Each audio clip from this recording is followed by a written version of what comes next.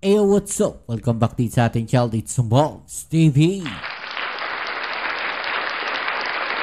Alright, so tayo nagbabalik muli mga kababayan. At ngayon po ay pag-usapan natin itong breaking news na kung saan mga kababayan marami po nalungkot.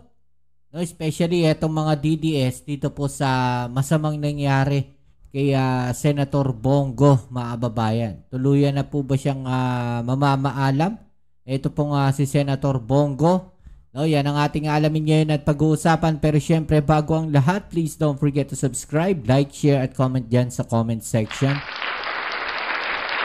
At syempre shoutout sa mga followers at subscribers natin. Maraming salamat sa inyong suporta. Okay? So ito mga kababayan, marami po nagulantang dito sa masamang balita na to.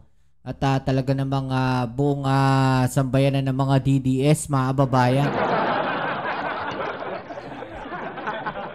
Okay, so kaya ako nasabing sambayanan ng mga DDS kasi lagi nilang sinasabi, sambayan ng Pilipino, sambayan ng Pilipino. Hindi naman lahat ng sambayan ng Pilipino galit sa administrasyon. Lagi nilang sinasabi, nagagalit na ang sambayan ng Pilipino sa Pangulong Bongbong Marcos. Hindi naman lahat ng sambayan ng Pilipino galit sa Pangulong Bongbong Marcos. So, ihiwalay na natin yung sambayan ng Pilipino ng mga DDS, mga kababayan. Okay, so ito.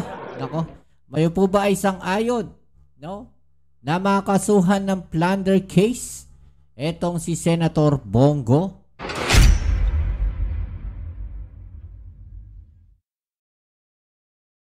Masamang balita itong nangyari na to kasi ito nga mga kababayan. Si Senator Bongo ay sinampahan po ng kaso diyan po sa ombudsman ni dating Senator Trillanes ng plunder case mga kababayan. Ito na. Tinuluyan na po siya ni Trillanes mga kababayan. Okay, so panoorin natin po. Sama-sama nating panoorin itong kabuuan ng press briefing nitong si Trillanes. Right? Let's go. Okay. Sige. Ngayong araw na ito ay nag-file tayo ng plunder case laban kay Duterte, kay Bongo, sa tatay ni Bongo at sa kapatid niya.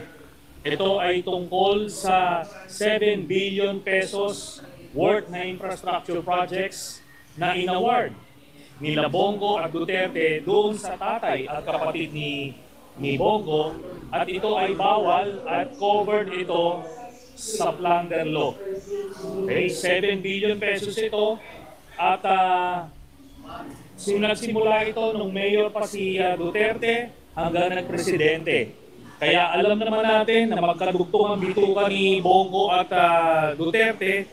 Kaya hindi niya pwedeng ipagkaila na hindi na-influensyahan ito. Tapos, nung senador na si Bongo, ganun din. Kahit na senador siya, siya pa rin ang nag-a-act as the alter ego of Duterte. Talagang siya pa rin yung special assistant. Kaya ito ay maliwanag na violation sa ating batas at kaya natin siya nakasuhan. Ebidensya na yan. Ang ebidensya po dito ay mga kontrata mismo galing sa DPWH. Ito po ay nakuha ko nung ako po ay senador pa. Tapos dinagdagan namin nung iba pang mga dokumento nung natapos na ako sa pagkasenador. Bawal po ito, di ba? Hindi po pwedeng bigyan ng kontrata yung tatay at kapatid mo.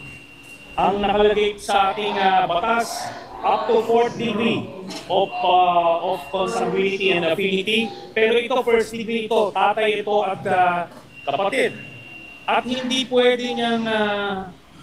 niya pwedeng sabihin na hindi niya mapipili kamag-anak niya. Kasi hindi ito basta-basta kamag-anak. Kapatid at tatay ito. Tapos, halos 200 contracts ito. Sa City Hall ng Davao hanggang sa nung sila ay presidente na. Oh. So yun. So bukod pa ron, itong CLTG at saka Alfredo Builders na construction companies ng tatay at kapatid ni Bongo, undercapitalized ito, hindi sila pwedeng magkaroon ng mga proyekto ng mga daang-daang milyon. So ang ginawa nila, nagsisircumvent sila ng ating batas by having joint ventures with yung may mga AAA licenses. Okay? So, bukod doon, bukod na sa undercapitalized, sila rin ay may B license lang noong mga panahon na yun at kaya sila nag-joint venture. Tapos, may nakita rin tayo, sinama natin dyan sa ating mga distribute sa media, 5 kontrata nila na malalaki na aabot ng mahigit 800 million pesos with the Discayas. Kaya yung sinasabi ni Bongo na hindi niya kilala yung mga Discaya, may joint venture yung tatay at kapatid niya. Tapos, paano nagkakilala itong mga ito? Diba? So yan yung mga problema ni Bongo na harapin niya pag naisampan na ito. Dahil siya yung principal. Ang nangyari dito, nung mayor pa si Duterte, executive assistant si Bongo. Maaaring iniisip nila na hindi naman kilala itong tatay at kapatid ni Bongo that time. Pero eventually, nung nagpresidente na, nakita natin si Bongo, nakilala natin si Bongo, at halos isang tao sila. So ang pumipirma, ang nag-a-approve, ay itong si Duterte, pero nasa likod niya itong si Bongo. Sir, so simula pa ng alkalde si Duterte, itong kaso na to hanggang sa mahuling 7 billion yan. Yes. Simula ito noong 2008 hanggang present. Okay? At ano ito? Hindi ito minsan lang. Halos 200 contracts ito. Sir, kung sa mga kontrata, ano po kung problema natin itong proof na may connivance, pollution, na meron kong pinaburan talaga itong CLTG builders, Alfredo? Ano po ang evidence? Alam natin, di ba, special assistant si Bongo ni Duterte. Tatay niya nakakuha at kapatid niya nakakuha ng 7 billion na kontrata. Kumbaga, hindi na ito pahirapan. Di ba ang issue ngayon, sino ang politikong nasa likod ni Discaya? Di ba? Sinasabi nila, sino yung politikong nasa likod? Darating tayo dyan kasi makikita nyo rin kung sino yung nasa likod dyan. Pero, ito hindi mo na kailangan malaman kung sino yung nasa likod kasi atay at kapatid mismo. That is how the plunder law was defined. Pag nagbenepisyo ka, illegally, sa mga through a series of acts. So, ito, pati pamilya mo, kasama ka dyan. So, Related ba yung mga masasapa ng kaso? May binabanggit ng natin si Duterte, si Senator Bongo, yung tatay at kapatid. Meron ba mga additional DPWH officials o iba pa? Yung DPWH officials dito, yan na yung makukuha na testigo ng ng ombudsman. So ito yung pagkakataon nila. Kung hindi sila mag-cooperate, sila ang makakasuhan.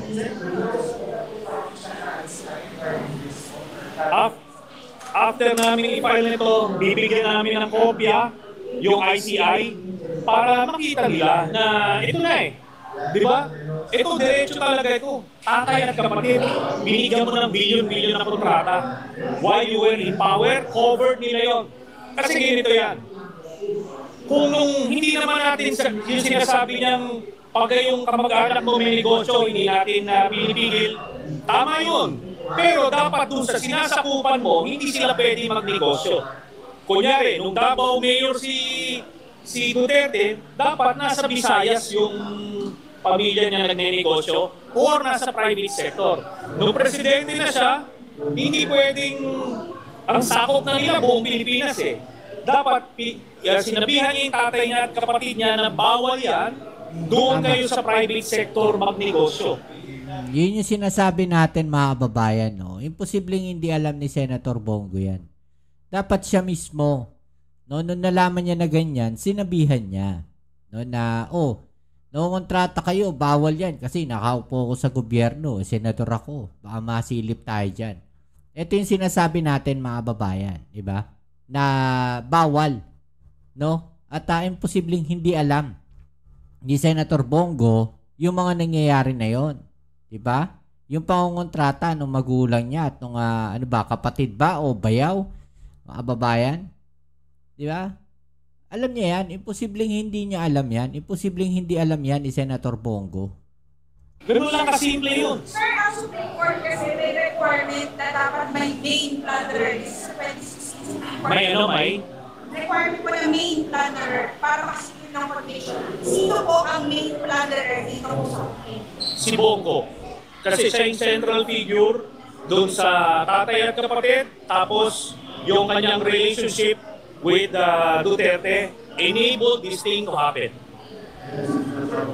Sir, dito sa refiling po, sir, no? Sa refiling, kasi yung original na DOJ ombudsman, DOJ complaint, na-dismiss, sir, according to your complaint. So, gaano pa kayo confident that this will prosper this time around? Okay, yung sir ko, kaya nga doon ko final to sa DOJ dati for case build-up, no? Kasi alam kong protektado siya dito sa ombudsman nung iba pa yung ombudsman. Ang ginawa nung dating Prosecutor General against the order nung Secretary of Justice, sinubmit niya dito. And that eventually led to his dismissal or relief doon sa position niya. Kaya anong ginawa rito? Hindi inimbestigahan. Not even a day or an hour was devoted in investigating it. Talagang binaon nila. Pero without prejudice yan, nagkaroon pa tayo ng pagkakataon, dagdagan yung una nating pinay. Makikita ninyo kung ano yung mga nangyari, mga kababayan. Diba? So imagine ninyo, pinasa sa DOJ, ipinasa sa ombudsman na yung case filled up, ganyan-ganyan. No, yung proseso dumaan. In the end, yun sa DOJ, no, nasibak pa sa pwesto. Diba? Okay, so ito yung receipt copy. Incomplete, yung iba. Incomplete pero nabayaran.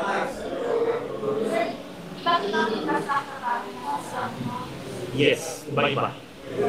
May flood control, merong mga road widening, lahat-lahat. At ito nga, ang assumption natin dito, kahit na kompleto o nagawa yung proyekto, pero yung offense niya is hindi dapat sa tatay at kapatid ang nag-beneficio. Sa Davao Region and Davao City. Okay. Okay. Thank you. Puro Davao, no?